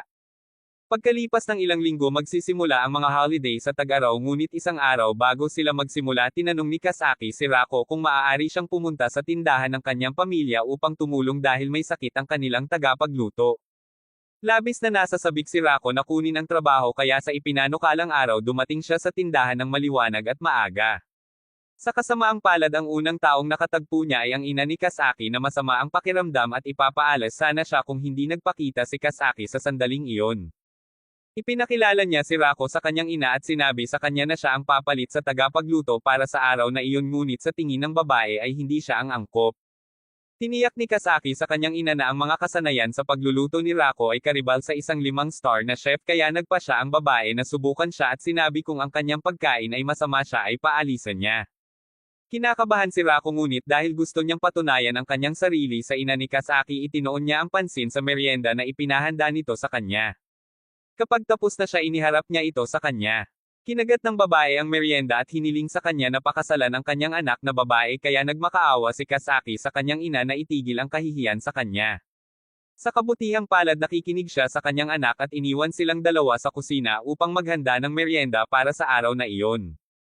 Humingi ng paumanhin si Kasaki para sa inaasal ng kanyang ina at pagkatapos ay nagpatuloy upang ipakita kay Rako kung paano ginagawa ang kanilang mga signature snack. Itinuro ni Rako na dahil alam niya ang lahat ng mga hakbang dapat ay napakahusay niya sa paggawa ng ulam ngunit sinabi sa kanya ni Kasaki na hindi. Ipinaliwanag niya na ang unang pagkakataon na pinahintulutan siyang maghanda ng ulam ay ang huling beses na ginawa niya ito dahil nagkasakit ang mga tao pagkatapos kumain nito.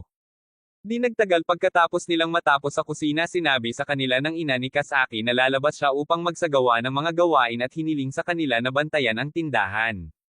Pagkatapos nilang alagaan ang isang customer, tinanong ni Kasaki si Rako kung nakikipag-date pa rin siya kay Chidoja at sinabi niya sa kanya na oo.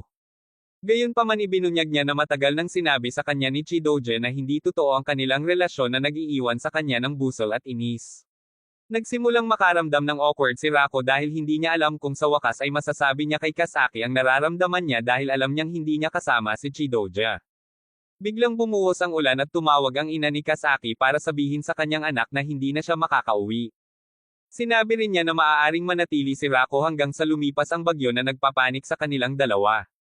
Mabilis na umakyat si Kasaki sa itaas upang linisin ang kanyang silid, nagpalit ng kanyang damit at naglagay ng larawan sa desk na nakabaligtad upang hindi magkamali si Rako. Pagkatapos niyang tawagan siya, nagdahilan siya para kumuha ng tsaa kaya nilibot ni Rako ang silid at nang mapansin niya ang picture frame sinubukan niyang alamin kung kaninong larawan ang nasa loob nito. Nang kukunin na niya ito, bumalik siya at kailangan niyang kumilos na parang wala siyang ginawang mali. Habang sila ay magkatabi, nagiging awkward ang mga pangyayari kaya hiniling ni Rako sa kanya na ipakita sa kanya ang kanyang lumang yearbook at habang pinag-uusapan nila ito, pinag-uusapan nila ang nakaraan. Nang mapagtanto nilang huminto na ang pag-ulan, sinamahan ni Kasaki si Rako pababa at nag-goodnight sa kanya. Nalulungkot si Rako dahil alam niyang hindi na niya ito makikita hanggang sa mag-resume ang paaralan kaya hinihingi niya ang kanyang email at binigay niya ito na labis siyang ikinatuwa. Pagkalipas ng ilang araw, magkasamang dumalo sina Rako at Chidej sa isang festival at habang naglalakad sila, iginiit ni Chidej na bilhin siya ni Rako ng pagkain kaya dinala niya siya sa isa sa mga stand na kabilang sa Yakuza at binigyan sila ng libreng pagkain. Dahil dito napagtanto ng matako na sarili ni Chidej na hanggat nananatili siya kay Rako, makakain niya ang lahat ng gusto niyang pagkain nang hindi ito binabayaran. Nasa festival din si Kasaki at umaasa na kung makakabili siya ng relationship charm, magbabago ang mga bagay sa pagitan nila ni Rako. Nakilala siya ni Marika doon at tinanong kung pumunta rin siya para bumili ng relationship charm, ngunit itinanggi ito ni Kasaki. Nang makita niya sina Rako at Chidej, nagseselos siya dahil hiniling niya kay Rako na samahan siya sa festival, ngunit tumanggi ito. Sa lalong madaling panahon, maraming tao ang nagtitipon sa isang partikular na stall dahil maraming tao ang gustong bumili ng relationship charm at ang Rako ng mga taong gusto ang charm dahil naniniwala siyang makakatulong ito sa kanyang relasyon kay Kasaki. Sa kasamaang palad, masyadong marami ang mga tao at dahil tumanggi si Chidej na umalis sa kanyang tabi, hinawakan niya ang kanyang kamay at itinulak ang kanyang daan sa karamihan. Nakabili si Rako ng isang anting-anting ngunit nawala si Chidej sa karamihan at nang hinanap niya ito, ang taong nahuli niya ay si Kasaki. Parehong nabigla nang makita ang isa't isa ngunit sigurado si Rako na gumagana na ang alindog upang pagsamahin siya at si Kasaki. Gayunpaman nawala ang kanyang kaligayahan dahil nagtanong si Kasaki kung nasaan si Chidej at nag-aalala ito dahil wala siyang ideya kung nasaan siya. Yumuko si Kasaki upang kunin ang alindog ni Rako dahil nalaglag niya ito ngunit nalaglag ang kanyang mga flip-flop kaya binuhat siya ni Rako sa kanyang likuran patungo sa hindi gaanong mataong lugar upang ayusin ang mga ito. Nang matapos siya, napagtanto nilang ninakaw ng pusa ang alindog ni Rako kaya hinabol niya ito. Ang unang lugar na tinitigilan ng pusa ay nasa bakod sa tabi ni Marika kaya tinawag siya ni Rako at hiniling na manatili siya. Dahil siya ang walang talo na reyna ng mga maling akala, ipinapalagay ni Marika na hiniling niya sa kanya na manatili kung nasaan siya dahil gusto niya maging mainit sa kanya. Nang makalapit si Rako sa kanya, hinawakan niya ang kanyang balikat at napapikit siya habang naghihintay ng halik ngunit hindi ito dumarating. Ipinagpatuloy ni Rako ang paghabol ngunit ibinaba ng pusa ang alindog sa ulo ni Sho at ang walang kaalam-alam na tanga ay nag-iisip na ito ay isang senyales para sa kanya na tamaan ang mga babae. Sa kasamaang palad, ang batang babae na sinubukan niyang kausapin ay lumabas na si Ruri at tinalo niya ang mga liwanag ng araw mula sa kanya tulad ng isang asar na orangutan na naging dahilan upang itapon niya ang alindog. Sa kabutihang palad, napunta ito sa tabi ni Chidouji kaya nang makita niyang tumakbo si Rako sa kanya, tinawag niya ito at ibinalik ito. Nagpapasalamat si Rako sa kanya ngunit pagkatapos niyang tingnan siya ng maayos, na pagtanto niyang nagbago na siya sa isang yukata. Sinabi sa kanya ni Chidouji na dinalhan siya ni Claude ng pampalit na damit habang sila ay hiwalay at sinabi niya sa kanya na maganda siya rito.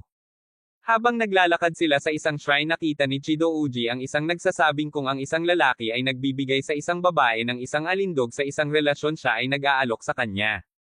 Tinatawanan ito ni Chidouji dahil sigurado siyang walang gustong bigyan ng alindog si Rako. Sa susunod na sandali, gayunpaman itinapon niya ang alindog sa kanyang direksyon at hiniling sa kanya na panatilihin ito na ikinagulat niya. Nagtanong si Chido Uji kung sigurado ba siya sa kanyang desisyon at sinabi niya sa kanya na oo dahil wala siyang ideya kung ano ang sinasabi niya. Sa kanyang pagkataranta lumuwag ang kanyang OB kaya nag-alok si Rako na tulungan siya ngunit tumanggi siya dahil wala siyang suot na damit na panloob. Sa kalaunan tumalikod siya at hinayaan siyang tulungan siya ngunit sinisigurado niyang sisihin siya sa kanyang kasawian.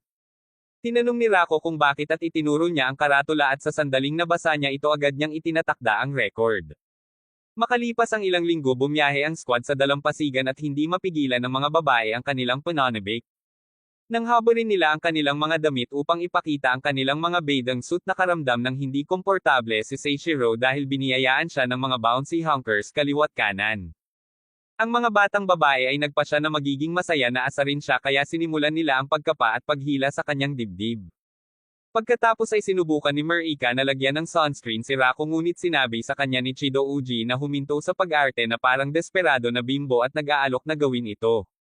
Tinanggihan ni Marika ang kanyang alok at iginiit na si Rako ang gagawa nito ngunit tumanggi siya. Gayunpaman ipinapalagay ni Chido Uji na nakatitig siya sa dibdib ni Marika kaya hinamplas niya ito ng kanyang kamao. Nang maglaon sina Chido Uji at Rako ay naatasan na magluto ng hapunan kaya pumunta sila para bumili ng mga kailangan nila at magtrabaho. Habang nagtatrabaho sila aksidenteng nahawakan ng kamay ni Chido Uji ang kamay ni Rako at natarante siya. Sa loob-loob pinapagalitan niya ang sarili dahil sa sobrang reaksyon dahil hindi niya maintindihan kung bakit siya nalilito sa isang simpleng paghawak sa kamay. Nawala siya sa pag-iisip kaya hindi niya sinasadyang naputol ang kanyang daliri at nang tulungan siya ni Rako na linisin ito nag-init ang kanyang mukha. Sa hapunan pinupuri ng lahat si Rako dahil masarap ang pagkain ngunit napakatahimik ni Chido Uji at napansin ito ni Kasaki. Pagkatapos ng hapunan nakaupo sina Kasaki at Rako sa tabi ng dagat na nag-uusap nang lapitan sila ni Chido Uji para sabihin sa kanila na oras na para pumunta sa hotel. Nang makalapit siya narinig niyang tinanong ni Kasaki si Rako kung maaari niya itong halikan kaya napahinto siya sa kanyang mga landas. Si Kasaki naman ay hindi makapaniwala sa mga salitang lumabas sa bibig niya at tuluyan na siyang nag-freak out. Gayunpaman mahimbing na natutulog si Rako kaya hindi niya narinig ang sinabi nito at nang buksan niya ito ay tumakas siya. Samantala sinubukan ni Chido Uji na kumbansihin ang sarili na mali ang narinig niya at lumayo. Kinabukasan patuloy na iniisip ni Chido Uji ang tungkol kay Rako kaya nang imbitahan siya ni Kasaki na magtayo ng mga sandcastle nagpapasalamat siya sa distraction. Habang ginagawa nila iyon nagpasya siyang tanungin si Kasaki tungkol sa kanyang nararamdaman ngunit ipinapalagay ni Kasaki na si Seishiro ang tinutukoy niya at sinabi sa kanya na may crush siya. Ito ay isang sorpresa kay Chido Uji na tumangging tanggapin na siya ay may crush kay Rako. Noong gabing iyon habang naglalaro ang lahat ng paputok napansin ni Rako na wala si Chido Uji kaya hinanap niya ito. Natagpuan niya siya sa kabilang panig ng beach at pagkatapos niyang samahan siya tinanong niya kung ang mga bagay sa pagitan nila ay magiging maayos kung sila ay nasa isang tunay na relasyon. Sinabi ni Rako na hindi at ipinaliwanag na hindi siya ang kanyang uri kaya hindi niya sana sinubukang makipag-date sa kanya noong una. Dahil dito ay napaiyak si Chido Uji kaya bago siya makahingi ng tawad sa kanya tumakbo siya palayo na iniwan siyang nalilito. Pagkalipas ng ilang araw nagpatuloy ang paaralan ngunit napansin ni Kasaki na naging malamig si Chido Uji sa kanya. Bago siya makapagtanong kung ano ang problema inanunsyo ni Shu na ang kanilang klase ay maglalagay ng isang Romeo at Juliet na dula at iginiit na sina Chido Uji at Rako ang gaganap sa mga pangunahing tungkulin ngunit tumanggi si Chido Uji. Ito ay humahantong sa papel na ipinasa kay Kasaki at labis na nasasabik si Rako sa pagkakataong ibinigay sa kanya ng Diyosa ng Kapalaran. Nang maglaon nang pumunta si Kasaki sa opisina ng guro nakita niya ang larawang hawak ni Rako noong araw na bumalik sila mula sa kampo at tinanong ang guro kung bakit mayroon siya nito. Ipinaliwanag ng guro na ibinalik ito ni Rako sa kanya dahil napansin niyang naka-half-dress siya sa likuran. Sa panahon ng pag-eensayo si Marika ay patuloy na nag-eensayo at humahadlang kay Kasaki at kapag nagreklamo si Rako tungkol dito sinabi niyang nag-eensayo din siya. Sabi niya bilang understudy ni Kasaki dapat mag-ensayo din siya ngunit itinuro niya na mas ginugulo niya ang mga linya kaysa later sinubukan nila ang kanilang mga costume at napabuntong hininga si Kasaki nang lumabas siya ng dressing room sa kanyang costume. Pagkalipas ng ilang araw sinubukang kausapin muli ni Kasaki si Chido Uji ngunit nauwi sila sa pagtatalo. Sinabi niya sa kanya na siya ay pagod na magpanggap bilang kanyang kasintahan dahil ito ay nakakapagod at sinabi na sila ay walang iba kundi mga estranghero. Nagalit ito kay Rako kaya sumang-ayon siya sa kanya at sinabing ang kanyang ama ay malamang na nagkamali tungkol sa kanilang hindi mapaghihiwalay taon na ang nakalipas kaya sinampal niya ito. Napakalakas ng sampal kaya nagmadaling lumabas ang mga kaklase nila para tingnan kung ano ang nangyayari ngunit naghiwalay na sina Rako at Chido Uji. Sa araw ng dula na aksidente si Kasaki at na-sprain ang kanyang bukong-bukong kaya hindi siya makapagtanghal. Si Marika ay nasa labas din na may sipon kaya't ang sabi ng guro kung hindi sila makahanap ng papalit kay Kasaki kailangan nilang kanselahin ang dula. Nagsimulang sumama ang pakiramdam ni Kasaki at sinisisi ang sarili sa pagkakansela ng palabas kaya hinanap ni Rako si Chido Uji umaasang matutulungan niya sila. Nadatnan niya itong gumagawa ng pancake sa isa sa mga silid-aralan at kinaladkad siya sa labas para makipag-usap sa kanya. Nakiusap siya sa kanya na gampanan ang papel ni Juliet at sinabing handa siyang isantibi ang kanilang mga pagkakaiba para matiyak na matagumpay ang dula. Sinabi ni Chido Uji na nagsisinungaling siya at sinabi sa kanya na pagkatapos ng lahat ng sinabi niya sa beach kumbinsido siya na galit siya sa kanya. Napagtanto niya na ang dahilan kung bakit siya nagalit sa kanya ay dahil sa insidente sa beach kaya humingi siya ng tawad. Tinitiyak niya sa kanya na habang sa tingin niya ay hindi siya girlfriend material hindi siya napupuot sa kanya. Nang marinig ito ngumiti si Chido Uji at pumayag na kunin ang papel hanggat hindi niya guluhin ang mga bagay-bagay. Bago magsimula ang dula nakita nila ang kani-kanilang mga pamilya sa audience kaya sinabi sa kanya ni Chido Uji na kailangan nilang magpakita ng magandang palabas. Kapag nagsimula na ito perpektong naihatid ni Chido Uji ang kanyang mga linya na ikinagulat ni Rako dahil sinulyapan lang niya ang script. Gayunpaman sa lalong madaling panahon nakalimutan niya ang kanyang mga linya at kailangang mag-improvise ngunit sa sorpresa ni Rako nagustuhan ito ng madla. Habang nagpapatuloy ang dula nagdagdag si Sho ng mga subplot dahil siya ang tagapagsalaysay. Ang una ay si Seishiro na ang orihinal na tungkulin ay bilang kasambahay ni Romeo ngunit dahil nagpa siya si Sho na baguhin ang mga bagay-bagay sinabi niya na siya ay lihim na umiibig kay Romeo. Sinubukan niyang ipagtapat ang kanyang nararamdaman para kay Romeo ngunit hindi ito magawa ni Seishiro dahil pakiramdam niya ay umaamin siya kay Rako. Sa huli ay naasar siya at sinubukang bugbugin si Sho ngunit pinigilan siya na parang pasyente ng psych ward at bumaba sa entablado. Ang susunod na subplot ay si Marika na umakyat sa entablado na nagsasabing siya si Josephine ang tunay na pag-ibig ni Romeo. Dahil dito sinimulan ng audience na tawagin si Romeo kaya sinubukan ni Rako na pigilan ang sitwasyon sa pagsasabing hindi niya makakasama si Josephine dahil magkapatid sila. Gayunpaman iginiit ni Josephine na hindi mapipigilan ng kanilang mga blood ties ang matinding pagmamahal na nararamdaman niya para sa kanya dahil ang incest ay wincest kaya nagpa siya si Rako na maglaro ng dirty. Sabi niya ayaw niya ng anumang bagay na makapagpapastress kay Josephine dahil masyado siyang nag-aalaga sa kanya at sapat na iyon para mahimatay si Marika sa excitement. Ang huli at huling hadlang ay si Claude na nagpakilala bilang nakatatandang kapatid ni Juliet at nagsabing kung gusto ni Romeo na makasama ang kanyang kapatid kailangan niyang labanan ito. Pagkatapos ay sinimulan niyang salakayin si Rako na sinubukang iligtas ang kanyang sarili sa pamamagitan ng pagbato sa kanya ng mga brick. Sa kasamaang palad hinailan niya ang isa sa mga brick na may hawak na set at ito ay bumagsak sa kanilang dalawa. Lahat ay nanunood ng may halong hininga at nang lumabas si Rako mula sa mga durog na bato pinasaya nila siya. Pagkatapos ay ipinagpatuloy niya ang kanyang tungkulin at nang makarating siya sa kanyang Juliet inihahatid niya ang kanyang mga linya sa abot ng kanyang makakaya. Nagudyok ito kay Chidosh na ihatid ang kanyang mga linya nang walang anumang pagkakamali at kapag sinabi niya sa kanya na mahal niya siya bilang Juliet ang ibig niyang sabihin ay Chidosh. Pagkatapos ng palabas sumama si Chidosh sa Rako sa labas at inayos ng dalawa ang kanilang mga pagkakaiba pagkatapos humingi ng tawad sa masasakit na sinabi nila sa isa't isa. Nang maglaon ng ipagdiwang ang tagumpay ng kanilang paglalaro pinilit ni Ruri si Rako na kumuha ng ilang crepe sa Kasaki. Habang nakikipag-usap siya kay Kasaki pinasalamatan niya ito sa pagligtas sa palabas ngunit inamin niyang nalulungkot siya na hindi niya nagawang gampanan ang papel ni Juliet. Dahil dito dinala siya ni Rako sa bubong na nakasuot ng kanilang mga costume at muling isinagawa ang huling eksena. Kahit na nagdagdag si Rako ng ilang higit pang mga linya napakasaya ni Kasaki na pumayag siyang gumawa ng bagong alaala kasama siya. Iyon lang para sa video ngayong araw.